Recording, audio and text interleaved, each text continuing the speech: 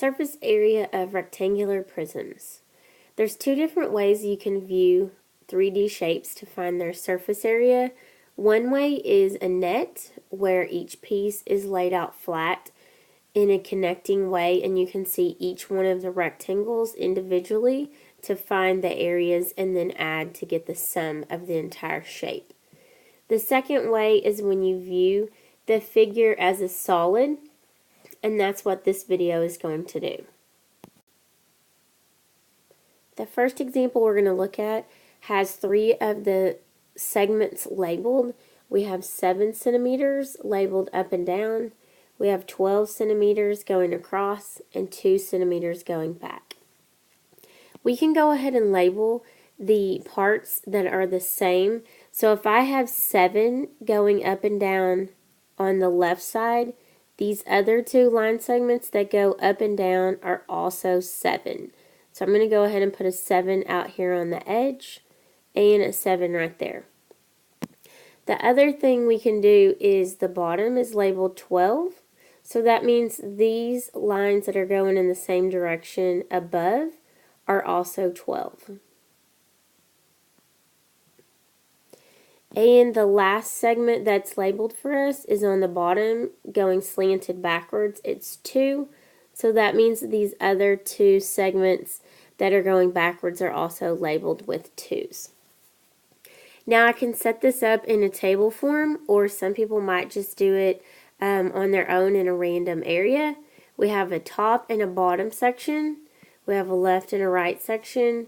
And we have front and back.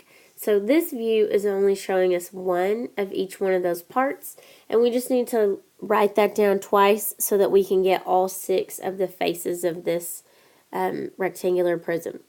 So the first one I'm going to look at is the top and the bottom. I don't really see the bottom right now, but I can see the top is up here, and these 2 dimensions are 2 and 12.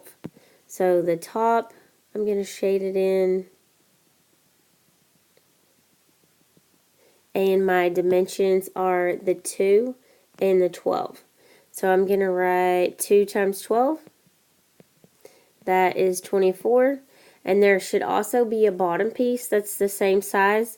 So you can either do 24 times 2, or you can just write down that again. And then 24 plus 24 is 48. So the top and the bottom section of the rectangular prism will be 48 centimeters. The next one that I'm going to take a look at is the left and the right. I can't see the left right now, but I can see the right. I'm going to shade it in with the red. And the 2 dimensions for that red rectangle are now a 2 and a 7. So to figure out those, I'm just going to use the 2 and 7 and multiply them together. 2 times 7 is 14, so that's the right side that I can actually see. And then the left side that's tucked around in the back is also the same size. So I'm going to write 2 times 7 again, or you can write 14 times 2. Then 14 plus 14 is 28. So now we know the left and the right sides will equal 28. The last section that I need to label is the front and the back. I'm going to color that in with blue. And I know I colored over some of the numbers, but the 12 and the 7 are still showing for me on the outside. So those are the 2 I'm going to use to get the area of the front. 7 times 12. And 7 times 12 is 84. There's also going to be a back, but we can't see it, so I'm going to write it down again. Still going to be 84. Then when I combine them, 84 plus 84 is 168. The last thing I need to do, I want the entire surface area. So I'm going to take these 3 numbers, 48, 28, 168, and I just want to add those together. So 168, 48, 28. And let's see. 8, 8, 8 is 24. 2 plus 6 is 8. 9, 10, 11, 12, 13, 14. Carry up my 1. 1 plus 1 is 2. So now I know that the total surface area of this rectangular prism is 244 centimeters squared. 244 centimeters squared.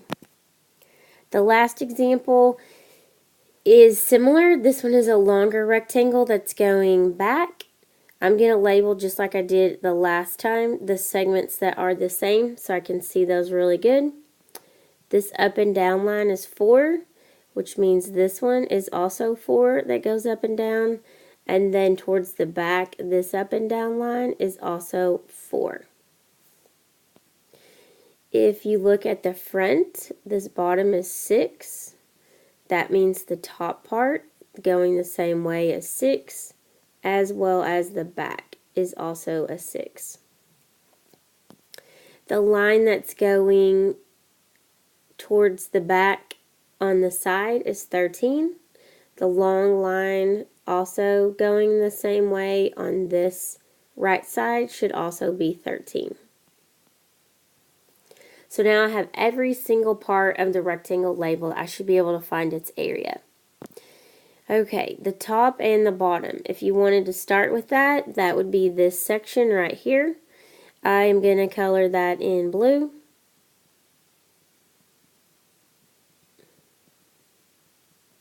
And I have it labeled. Outside was already 13 for me, and then I put a 6 on the top. So the dimensions I need to multiply for that are 13 times 6. And 13 times 6 is 78. Again, I can either do 78 times 2, or I can just write down that again. 78 plus 78 is 156. Alright, the next one in my table says left and right. I can't see the left side right now, but I can see the right side. I'm going to color that in green.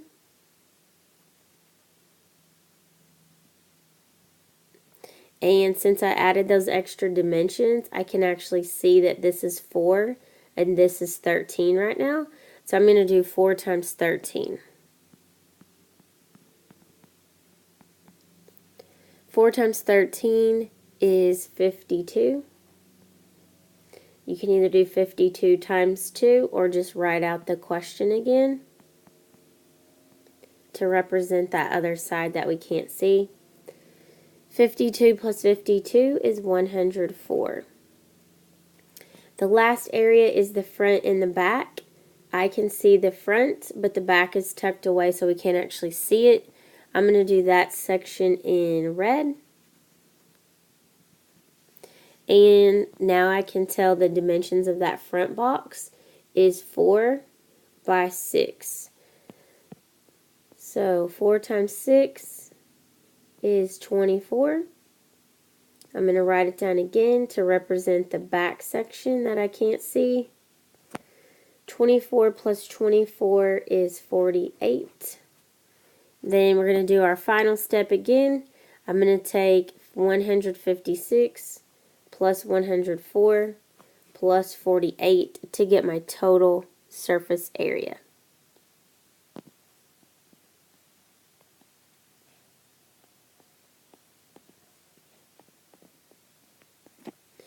And when you add all of those together, it is 308. So my total surface area on the bottom, I'm going to put my answer 308 inches squared or 308 square inches, however you like to say that.